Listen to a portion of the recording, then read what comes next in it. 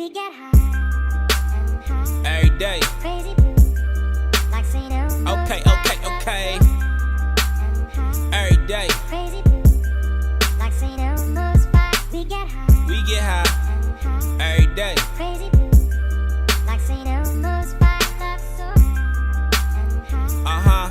Crazy blue, like St. Elmo's fire. We get high. You feel me, dog? What we gotta get, big dog? This cash, right? You feel me, big dog? Gotta get this money, man. Yeah, gotta get this money. You feel me? You feel me? You feel me, big dog? Yeah. That's the only way we gonna eat out here. That's the only way we gonna survive. Getting this money, you know what I'm saying? A man shot and killed, investigators say, by his girlfriend's ex-husband. Executed. He walked right up to that window of that vehicle that went through that fence and fired several rounds through that front passenger window. And then he walked off. Just walked off. I can't believe it. What was he thinking? You know, at that moment when he got the first bullet. Her 28-year-old nephew, Martez Hurt, was gunned down in his car Monday morning outside of his girlfriend Sienna home by her ex-husband. When he told me that the guy followed him to his house, he said, Mommy, he know where I live at. I said, Martez, you need to leave the girl alone. Hurt Ecom says her nephew promised her last week that he would leave. Tragically, it wasn't soon enough. This one is going to hurt a lot of people. This is going to hurt a lot of people.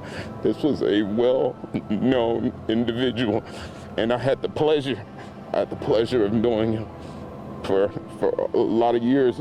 This is the story of Martez Hurt, a 28-year-old aspiring rapper and entrepreneur whose life was cut short in a senseless act of violence.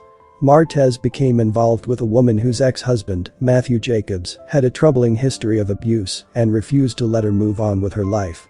Despite previous altercations with the ex-husband and heartfelt pleas from friends and family to break off the relationship, Martez remained committed to his girlfriend.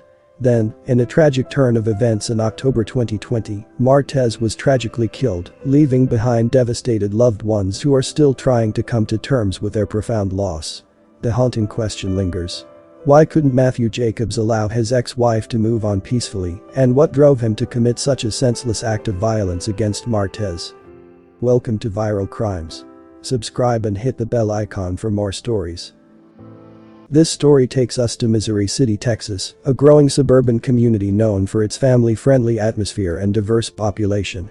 However, in this seemingly peaceful locale, a tragic crime unfolded, forever altering the lives of those involved. Martez Hurt was a 28-year-old man full of life and ambition. It's my new song right here. Featuring Brianna.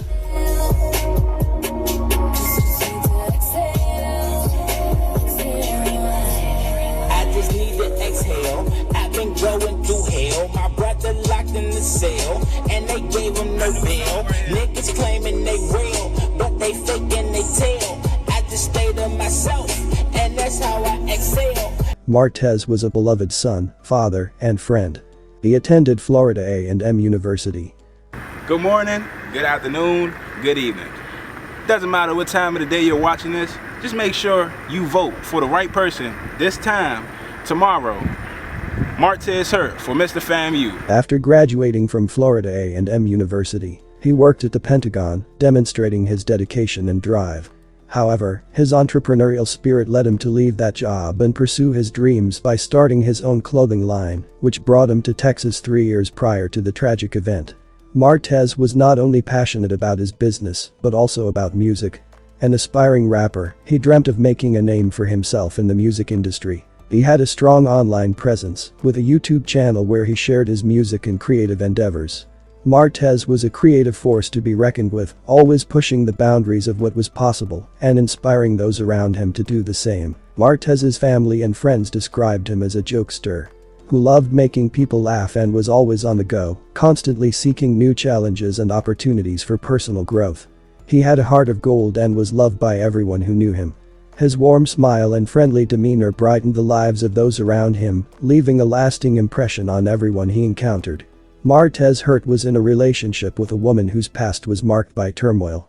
She had previously been married to Matthew Rashawn Jacobs. It is known that their marriage was marred by domestic violence. In March of the same year, 2020, Fort Bend County deputies responded to 3 separate domestic violence calls involving Jacobs and his ex-wife. These incidents painted a picture of a volatile and dangerous relationship, one that had ended but left lingering tensions. Martez's girlfriend had moved on from Jacobs and was trying to build a new life with Martez. Friends of Martez mentioned that despite the couple's attempts to leave the past behind, Jacobs remained a threatening presence. Martez's aunt recalled warning him about the dangers posed by Jacobs, urging him to leave the relationship for his safety. Tragically, Martez had promised to do so, but had not acted in time to avoid the fatal confrontation. Who could have predicted that a relationship marked by such hope and potential would end in such a tragic manner?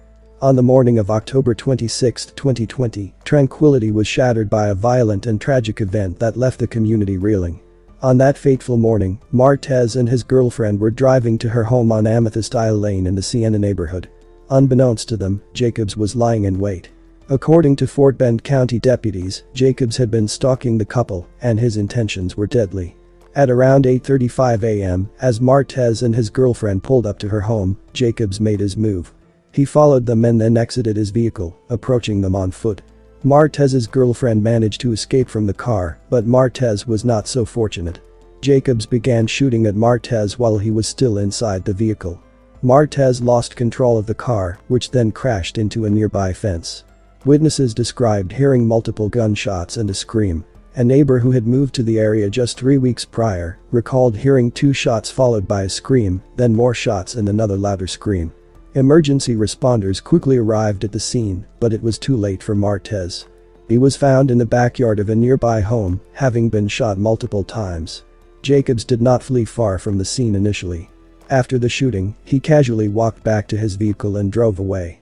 However, the search for him did not last long. Later that day, upon the advice of his attorney, Jacobs turned himself in to the Missouri City Police Department. He was subsequently transported to the Fort Bend County Jail and charged with murder. Investigators swiftly gathered evidence, including surveillance video that showed Jacobs waiting for the couple to arrive. This footage, along with witness statements, helped piece together the sequence of events. Sheriff Troy Nels commended the diligent work of the investigators, noting that the manhunt ended quickly and peacefully with Jacobs' surrender. The case against Jacobs was strong. Jacobs was held without bond, awaiting trial for the cold-blooded murder of Martez Hurt. In Siena, police there are trying to figure out why a man shot and killed his ex's new boyfriend. Matthew Jacobs turned himself in to police this morning. Yeah, but what a frightening morning it was. That shooting happening on Amethyst Lane near Texas Rose Drive around 8:45 in the morning as people were headed to work. The suspect was actually waiting here in the neighborhood for his ex-wife and boyfriend to return right back over in that area. Now, when they did come back, they say the suspect opened fire, causing the boyfriend to lose control of the vehicle and crash into the fence right over there. The suspect, Matthew Rashawn Jacobs, faces a murder charge. The sheriff's office spent about 8 hours today investigating the scene. This morning around 8:45, they say Jacobs targeted his ex-wife and her boyfriend. After opening fire, the ex-wife was able to get away. Martez tried to escape, but deputies say cameras captured the chilling image of what happened. He ended up cutting the corner here in this cul-de-sac and driving through this fenced-in area, at which time you can see the suspect or the ex-husband approach the vehicle and fire several rounds into the driver's side window. You could see the damage caused by the gunfire just moments ago when the victim's vehicle was removed from a neighbor's backyard. There was extensive damage to the driver's side and front window.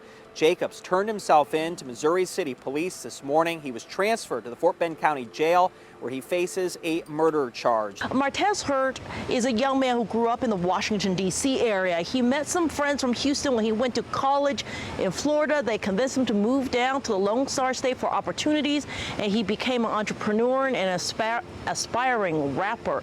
Friends tell us he began dating this woman about a year ago and has had ongoing issues with the woman's ex-husband, and that is what happened today. They say they are just devastated and heartbroken. As the legal process continued, the community of Missouri City and the family of Martez Hurt grappled with the loss.